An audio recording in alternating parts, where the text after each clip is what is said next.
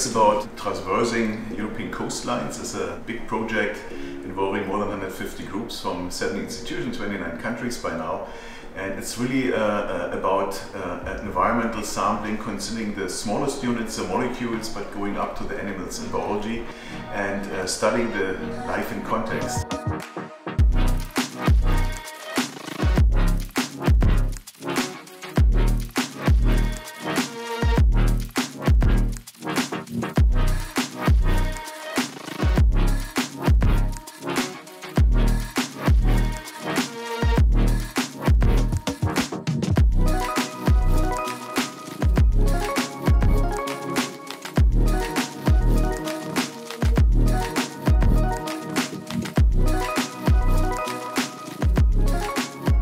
Déjà, l'infrastructure de la station biologique fait que c'est extrêmement confortable pour nous de pouvoir commencer ici.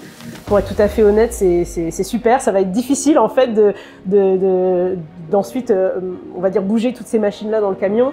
Là, le MBRC nous offre 3 laboratoires dans lesquels on a des postes de travail assez différents, que ce soit la congélation à haute pression, la microscopie confocale, le tri cellulaire à haut débit.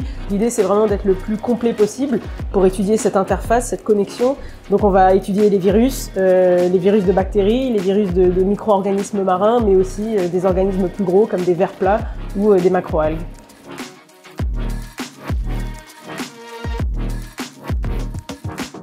C'est aussi tellement gros comme expédition qu'on ne peut pas penser à tout.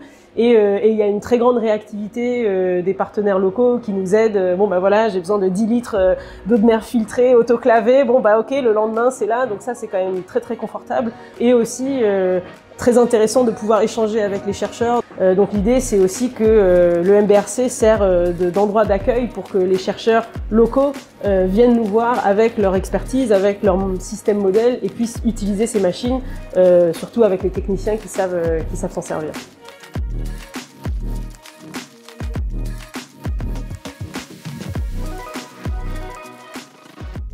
Il faut garantir aussi que cette expédition elle porte ses fruits à court terme et je pense personnellement que la sensibilisation c'est un moyen très puissant d'avoir à très court terme une sensibilisation des gens sur ces thématiques-là.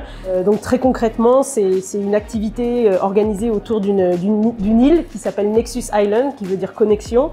Et l'idée, c'est que chaque personne va pouvoir choisir un organisme et comprendre comment cet organisme est impacté par différents changements climatiques, que ça soit les pollutions, mais aussi l'augmentation de la température ou peut-être juste simplement la présence d'autres espèces autour, et ils deviennent eux-mêmes chercheurs.